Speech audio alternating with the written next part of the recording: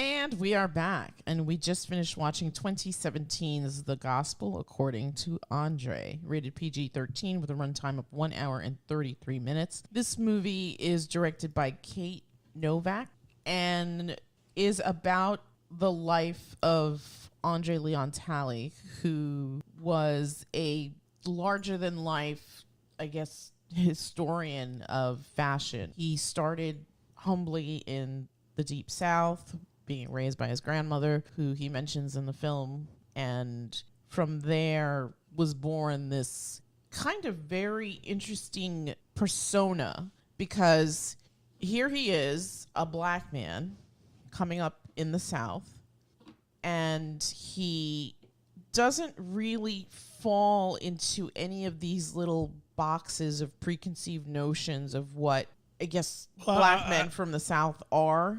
Yeah, I mean, and if you look at the guy, he doesn't look like the type of guy who would be this sort of fountain of knowledge of couture. Yeah, couture fashion from all time. The guy knew a ton of stuff about this. Very well read. Yeah, he taught himself French apparently because he just loved the language. Yeah, and made his own way. I mean, he could have. There was a line in there where he basically said, like, if he hadn't left in that particular time, he would still be living in North Carolina. So he took a chance and created this pretty fabulous career for himself. Yeah. I am going to go around the table and get impressions. I'm going to start with you. What did you think of the film? This was probably the most boring movie we've ever reviewed. It was phenomenally boring. Incredibly boring. I'm sorry, but yeah. Just listening to him chit-chat and make small talk with various people in little vignettes that just went on forever. Honestly, I don't know why they even brought up the 2016 election. It really had no bearing on the rest of the movie. What the hell was that about? It may have been interesting if they explored more about how he ended up there. Like, to me, it just sort of felt like they kind of just mentioned his upbringing very briefly. It was just... That would probably be the only thing interesting about his life to me. I mean, you're asking the wrong person. I don't give a crap about couture or fashion or any of that stuff. But yeah, he seemed like an interesting character. Guy, very enthusiastic, definitely self-made, and like we said, he's what was he, like 8 feet tall? He was gigantic. He was this physically gigantic man.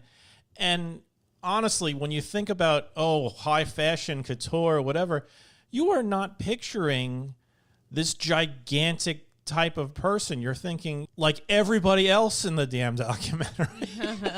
Guys with weird hair and big sunglasses and crazy suits and just brutal plastic surgery because they can't accept the fact that they're aging. Like so old now. Are you talking about Lagerfeld?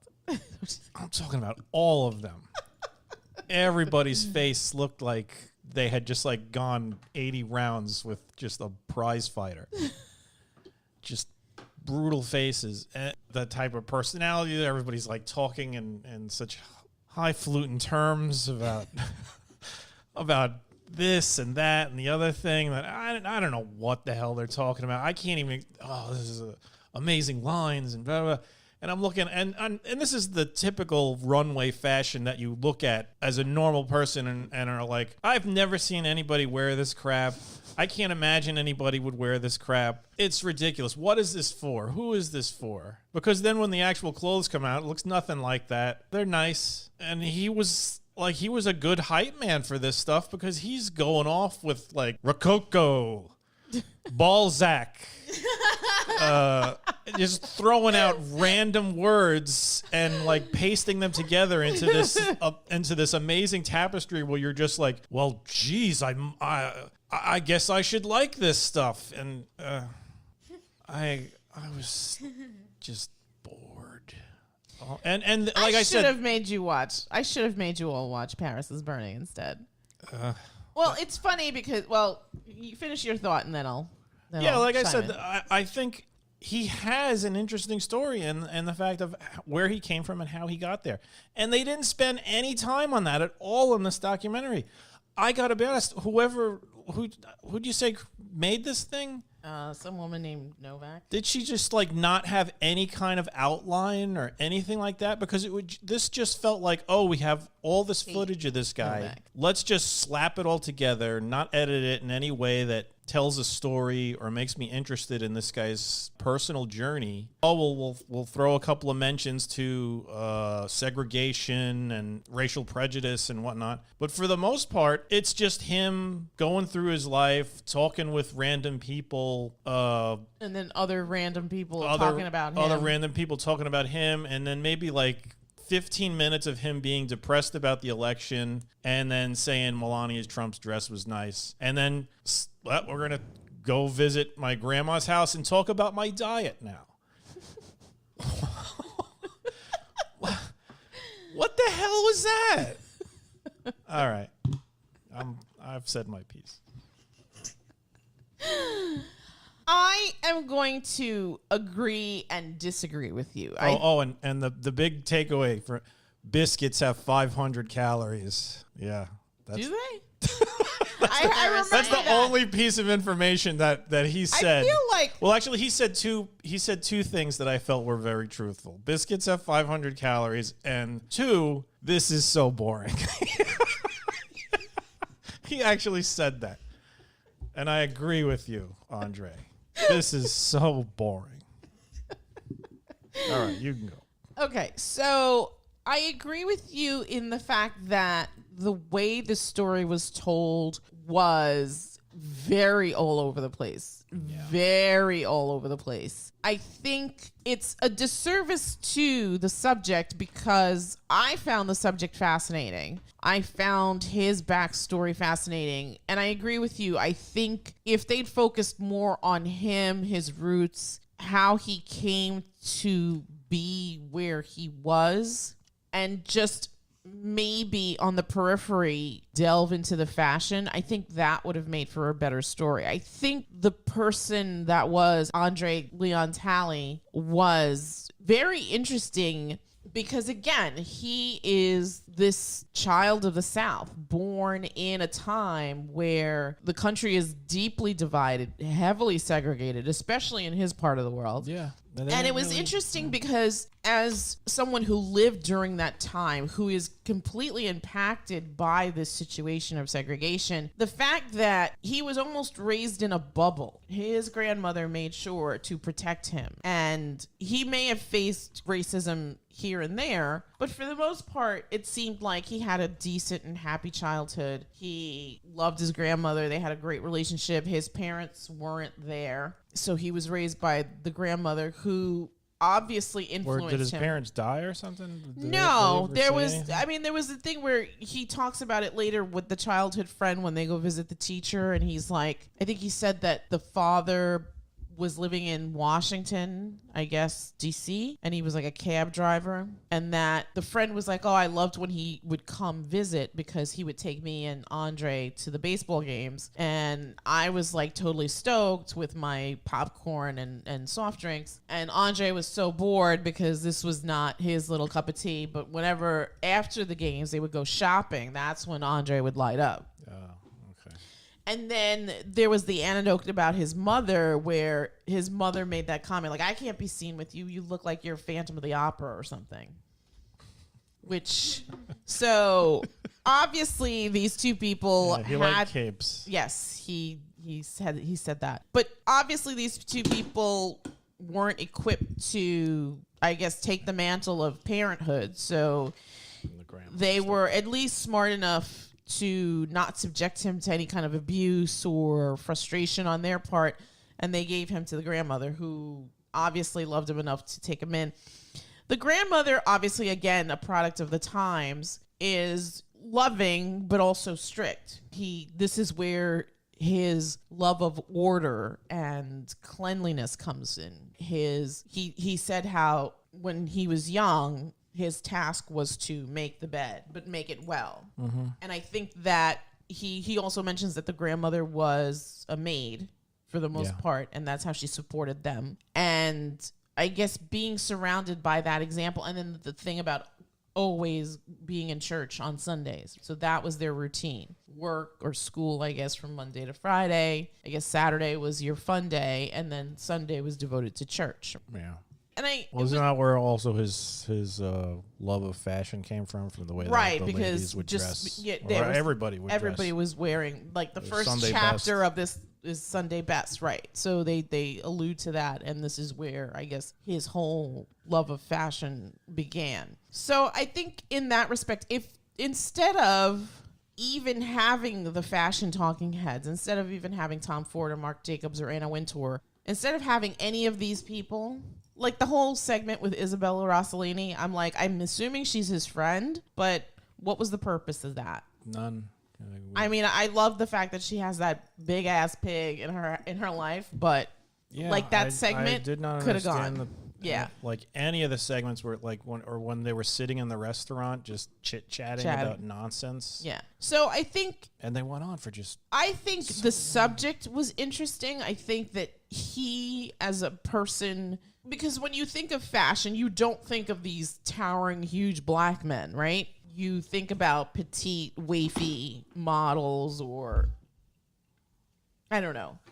You just don't think of, I mean, you look at him and he could have been a football player. Yeah, I mean, he filled out, especially later on in life when was I guess battling weight issues, and he would basically heard about that. He would just drape himself. I mean, it looked like somebody was throwing a dust cover over a piano for when they were painting. He was gigantic, made more so by the fact that he's just in these. He's like wearing a tent.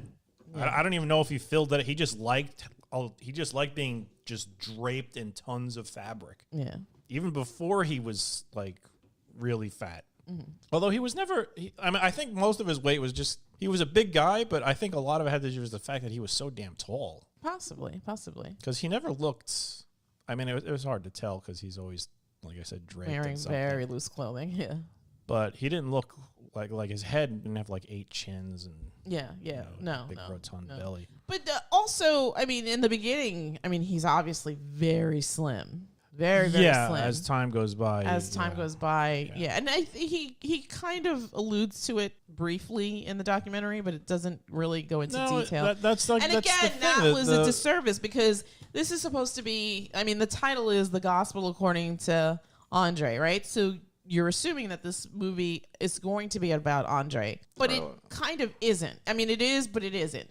For the most part, it's just little bits of his life interspersed into this big thing about fashion. And while I can appreciate fashion as much as the next person, I feel that it really did a disservice to André because I feel like the focus should have been on him. I think the story could have been structured better. I think that they didn't need all these talking heads. I think that if they had focused more on him, his story, and presented it that way, it would have been better. So again, I agree with you, but I don't agree with you. I feel like this could have been better, unfortunately. I think in the hands of somebody that actually knows how to make documentaries, this would have been a different film. Yeah. But I still think that there's value here. I think that he tells an interesting story. He comes from an interesting place. And the fact that he didn't just become sort of like another statistic. He could have stayed in his little podunk town and just lived a very ordinary life. But he created this sort of fantastical journey for himself. Yeah, but that's the problem. It's here's a story about a man's journey from obscurity into the world of high fashion. Okay, let me see that story. And they're like, we just told it to you. That's it. I'm like, well, this is an hour and a half long. What else is going to be in there? Oh, him chit-chatting, him talking about his diet, random other things. Fair enough. And it was just well, now I feel like I've been cheated. I mean, this guy has an interesting story. It was your job to tell it to me and keep me interested instead of boring me to death for an hour and a half, and now I don't want to hear the story anymore. I'll listen to somebody else's story of rising up from obscurity into excellence in whatever field they've chosen. Again, fair enough. And I agree with you. I think that in the hands of a more experienced documentarian, this could have been a better story. I feel like for what it is, it's just okay. It could have been way better. It wasn't okay. It was bad. This was poor work. This was bad work. Even anybody would have had some kind of outline, or they would have realized that, hey, this guy's got a great story to tell. Here's the story. Let's document it from beginning to end. Right. Not spend 20 minutes on it in maybe the beginning of the movie, or actually even worse, I think basically 5 minutes here, 5 minutes here, 5 minutes here. And the rest of it is just going to be people blowing smoke up his ass or him talking about random bullshit. Mundane things, yeah. Okay, fair enough. Gee, what did you think of the film? Everything Dad thought about it. Yeah, you didn't like it? I really, really, really tried to fall asleep through the last 40 minutes or so.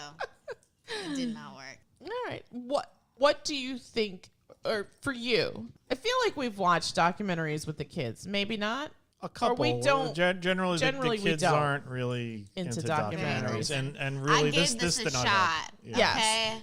No. And I appreciate you guys for sitting through this. I think it's what your dad says. I think it's just that the way the story was handled was very poor. And it's unfortunate because it could have been a good, interesting story because the subject was an interesting person. Yeah, people love stories like that. Yeah, I mean, rags I to was riches curious tale. about It's it. How do you rise up to that point? But they didn't really expand on it that much. And they don't really talk about. I mean, he doesn't come out and say that he's gay, but he doesn't really talk. The only thing he sort of alluded to was the thing which sort of made me sad, where he says, "I've never been in love, or I've never fallen in love. I don't know what that feels like." That was another glancing which I thought was mention. Which I thought was a very powerful thing, because it's like, I'm sure there's other people that have been in that similar situation. So, like, expand on that. Tell me more. Like, I found that little snippet interesting, but then kind of like what you said, it was like, then it got buried under the next thing, and they moved on to something else. And if you're not going to do anything with that, then don't even make it part of the documentary. Agreed. It's like, I'm really into Street Fighter, and okay, and then they just move on to something else. I'd love to hear about Andre's take on Street Fighter. What's your favorite version of Street Fighter? Yeah. What are your favorite fashions in Street Fighter? What are your favorite fashions? Hey. No, nothing. Yeah. No. I agree with you. Like I said, I agree and I don't agree with you. I think the part where I don't agree is I think that he was an interesting person. No, I'm not saying he wasn't. No. I'm saying that I agree with you because I think the way the story was told was very, very poor. Yeah, which is unfortunate. I'm not saying he wasn't an interesting person. Yeah, like I said, his tale is an interesting tale, but I didn't get to hear it in this movie. Fair enough. Olive G, what did you think of this film? Thought it was okay. Thought it was okay. What did you like about it? Did you like the fast fashions on the runway? No? All of them were horrible. Really? I thought you might like some of them. I don't like that type of fashion, like runway fashion. You don't like... I feel like whatever they put on the runway is usually something weird and bizarre, like someone dressed up as a taco or something. I don't think I ever saw the taco dress. You know, she's not wrong. She's not wrong. Seriously, I expect at some fashion show they're just going to come out in all seriousness and they're all going to be dressed up like, remember those Fruit of the Loom characters? There's going to be the Fruit of the Loom guys. Somebody's going to be an apple. Dressed up like grapes. And then high-end fashion confuses me. Like, because it's so bizarre and I don't understand. Yeah. I like some people dress up as cones. Yeah, cones. Yeah. Seriously, Those McDonald Land characters. Somebody's just going to Hamburglar, Mayor McCheese. Come on, you would want to see the fashion show with Mayor McCheese. Oh, absolutely. Let's do it. Just Mayor, it's like, and it's just the hat. The model's just nude, and it's just the big hamburger head. With different hats. Or Big Mac, like the one that was a cop. Remember Big Mac? He had like the old Bobby helmet. Yeah. My goodness. know if I agree with that, but okay, fair enough. That's your take on this. I think high fashion is interesting. When I was younger, I wanted to be a fashion designer, and I think the industry is pretty fascinating. It's pretty ruthless, but it's also pretty fascinating. Unfortunately, it shouldn't have been in this film as prominently as it was. I think the focus should have been solely on André and André's story. I think, again, the filmmaker probably had never done a documentary before, definitely didn't plot it out, and did a disservice to the subject by not really making the film more about him. I think I've seen other fashion. I mean, I've seen other documentaries about high fashion, and again, it's pretty fascinating, like that world, right? But I think here the focus should have been on André. Right. I mean, the title of your film is The Gospel According to André. I mean, if this had been just a talking head, I mean, instead of going through all this other craziness, what they should have done was just sort of like My Dinner with André. Just two people, the interviewer and the interviewee, at a table, brunch, and just turn on the tape and go. That should have been the documentary. You didn't need to have Naomi Campbell in it, or Anna Wintour, or Marc Jacobs, or Tom Ford, or any of these other people. You didn't need old video of Yves Saint Laurent or Balenciaga or any of these. Yves Saint Laurent's muse. Or Yves Saint Laurent's muse, right. And it's funny because she appears in it for like a minute or two, and she's not even talking about André. She's talking about Yves. And I'm like, the hell? This movie is all over the place. No focus at all. It's just, oh my God, I got an interview with this person. Yeah. All right, they'll just talk about whatever the hell they want to talk about. Yeah, and it's unfortunate because, again, this guy was like this larger than life persona. The focus should have been on him. Yeah. Everything should have been on him. You could have done away with all this other stuff. I mean, I would have loved to have heard more about his upbringing, more about his aunties and uncles, and more about his grandmother, more about all the things how he got to college in this thing. I mean, they briefly say that he got a scholarship because of French, and that's how he got to college. I'm like, that's amazing. You're talking about somebody who grew up in the segregated South, who just by the color of his skin has so many strikes against him, right? Mm-hmm. So I would have loved to have heard that part of the journey. Like, you know what I mean? There wasn't enough detail on that, like right. The journey, which I believe is the most interesting part of this guy's life. Yes. And it was just sort of glossed over to get to the part where we hear everybody just either talking about themselves or tangentially about him, or how great he was, or how he was able to like say interesting things about fashion shows. And it was just a scattered mess. Yeah, it's unfortunate because this could have been better. We're gonna leave it at that, I guess, and we're just gonna go around and get numbers. But again, I think that if you're interested in the man who was André Leon Tally, if you're very into high fashion, I guess this is worth checking out. I think otherwise you can skip it. This is mediocre. I don't even think if you're into high fashion, this will be of interest. If you want to get bored and like, you could put it on when you're trying to fall asleep, I guess. But you couldn't. Yeah, that was just me. I'm sure other people wouldn't have that much of a hard time. I think you were falling asleep. I did fall asleep. I heard Dad snoring. I fell asleep. Initially, I was fighting it, and then I just was like, you know what? I'm just going to give in. And I fell asleep. I don't think I slept very long. No, you didn't. But my favorite was you trying to be slick and like, oh, I need to go to the bathroom. Don't turn it off. Don't turn it off. Don't pause it. No, because literally that's when I gave up, because like I really thought that we had gone through an hour and it was like 40 minutes. It was only 40 minutes. I was like, yeah, you know what? This film should be studied for its effects on the space-time continuum, because that hour and a half was the longest week of my life.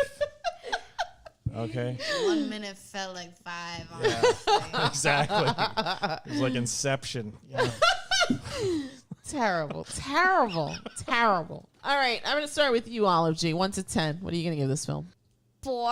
A 4. Gigi? 3. Wait, was it a movie? Well, yeah. It didn't feel like a movie. Are you serious right now? I could understand it. It really just felt like a random series of events. Yeah. What's your number? 2. What? I'm giving this a 2. 4, 3, 2. God. You can't. This- let us I think the down, only huh? I like is that the same score I give Birdemic? I think so. So yeah, You're putting it on Yeah. the same Honestly, level. par I'd, with I'd Birdemic. rather watch Birdemic. I think I would than rather Me watch too. Birdemic than this. Birdemic you can laugh was so at it. bad it was good. It's no Roadhouse. It's, Easy. Easy, girl. Now Roadhouse is It's so bad. a It's work. amazing. That should be in a That's a museum. masterclass. Yeah. Right What there. about that guy with the machine gun? What was it called? Rodin or something? Guy with the machine. Rambo. Rambo. Oh yeah. That's another Rambo. Yeah, piece excellent. de one. resistance. But yeah, I'm giving this a 2. Yeah, Terrible. I am going dislike to- this immensely. I am going to give this a 6. I think that it wasn't great. It wasn't even good. It Wasn't even okay. was just This okay. was, and if 5 is just average, this is below a 5. You cannot give, unless you think it's average. I think it's average. So okay, so I'll amend it. I'll give this a 5. I think right. that again, the storyteller should have had a better plan for this and should have only focused on André. I think adding all these other elements really hurt the story and took away the focus, which should have just been on André. And this could have been just a simple story. I mean, it could have been just, again, 2 people at a table conversing. It could have been just an interview about him talking about his Himself, life and yeah. getting details. And then if you want, intersperse it with old footage right. of him His describing family. his journey, his Yeah. family, all of that, Yeah. and tie it up in some sort of bow where, I don't know, he's being celebrated for something at the end. Right. Which I think they did, didn't they? There was like something where he was like speaking at an engagement or whatever. Oh, right. With who was interviewing him? I forgot who, but I remember. Like, I just thought about that scene where he's sitting on his front porch, I guess, looking at the workmen and telling them not to hurt the shrub. Don't hurt the shrubs. Yeah, and I was like, what was the point of that? What's the point? Yeah, And it went on like it went so on way too long. I yeah. mean, 2 warnings about the shrubs. Yeah. And then side eye. admiring that, oh, that guy's strong. He's carrying that branch all by himself. yeah, yeah. That was kind of like I don't understand the point of that scene.